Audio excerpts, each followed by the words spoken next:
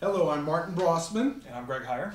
We wanted to talk to you today about the business aspects of Poken and introduce the Poken Pulse and explain it a little bit, but also how it ties to networking. Greg and I have been working in business networking and training in networking. Greg has Linking Raleigh NC as one of his many sites, and how many people are on that? There's about 7,000 members right now. 7,000 members, and I've been training since I left IBM in 1995 on business networking, and when I figured out this online stuff, I go, this is just building relationships with local and global contacts. But one of the things that caused a problem for me is we're giving business cards, and then we get busy, and what happens? You lose them.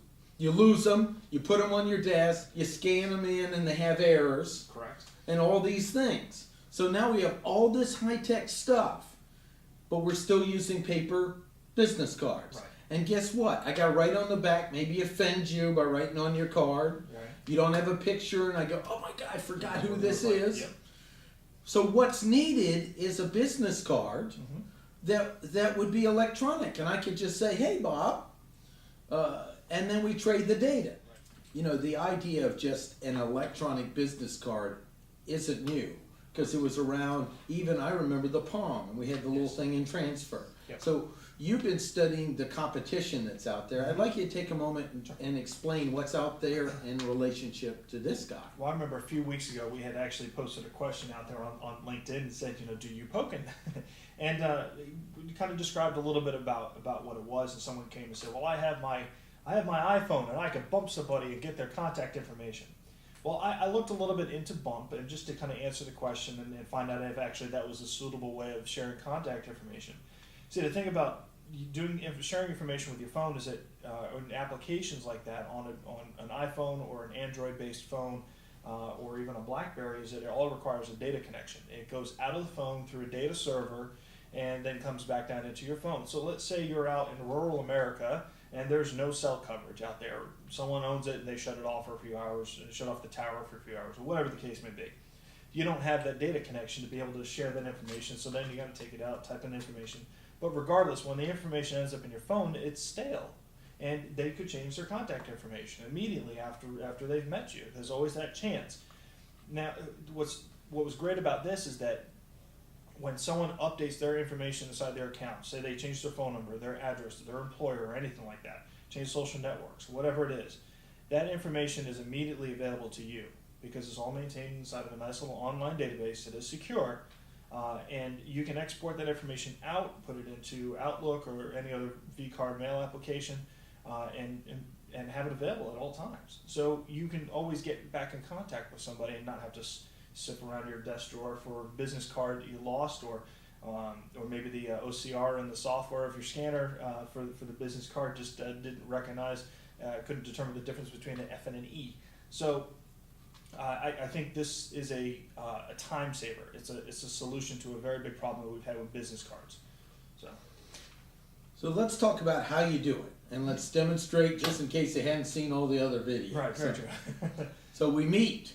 We both, yes, you do have to have a Poken, but we're talking about what, $20 for this? Yeah, $20 for the Spark, for the Spark, and $35 for the USB version, which is the Pulse. Or it's inside. What's the main difference between the two is that it's a little more professional looking. It looks just like a USB drive, and actually is a USB drive that'll plug into your computer and give you 2 gigabytes of storage, which is great. So if you're a salesperson, you want to carry your marketing material on here and dump it on somebody's computer, you have it available. Use it just like you use your USB sticks now. Whatever you want to put on there, you can put on there. But it combines the Poken RF receiver inside there with the USB drive, which makes it highly productive for business. And this one is just the Poken electronics in it. Also, this has a little higher capacity of number of contacts before you have to plug it in and synchronize. Correct. Right? Let's demonstrate how to do it, Sure, to go into that. So we meet. Often people carry this on their keychain. If it's a big event where there are lots of people, they might have it around their neck with a name tag. Watch for a pin that people have where it'll say Poken or something, the code to know it in case you have it in your wallet or your pocket. So I could give you a card, but then I noticed you have a Poken. So I said, oh, you have a Poken. Yep. like the Poken. So we go together and we touch, giving a high 4. We draw away, and it turns green, and that means the data was transmitted. Yep. That wasn't too painful, was it? It's pretty simple. Pretty easy. And then what do we do from there? I'll let you explain that piece. So basically what we'll do from there is that after the event, we go home, all we need to do, and I know when I come home from networking events, I have this stack of cards inside my pocket. The first thing I do is I take them out of my pocket and I put them on my desk. And chances are I'll probably forget about them for a few days. Even though I know I probably shouldn't, Yeah. but one thing I don't want to do is go look through the business cards one more time. So what I can do is simply, as soon as I get home, if I want, I can plug this right into my computer, go to Poken.com, log into my free account, and it synchronizes the information, takes the information off of here, the little IDs that got transmitted back and forth, and puts them into my account. And if I can then approve the people that I met to be able to have access to my contact information. And that's key, because you can take and share the information back and forth, but maybe you realize you're like, no, you know what, that person's kind of shady. I don't think I want to do business with them, or I don't want to have my business information or my contact information for that matter, and just don't approve them.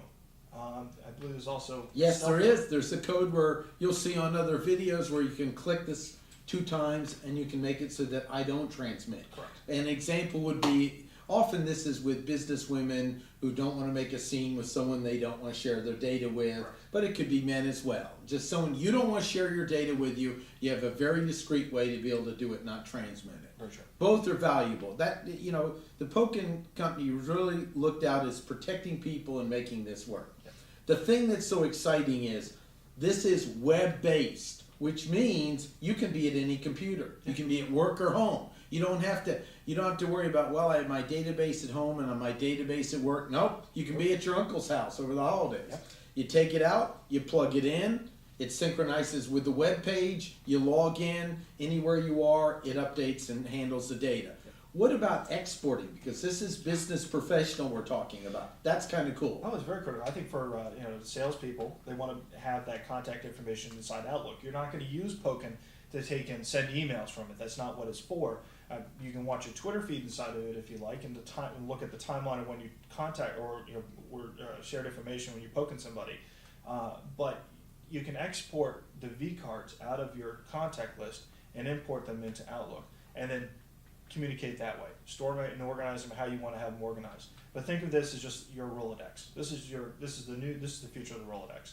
It's way better than that. So, Poken. okay.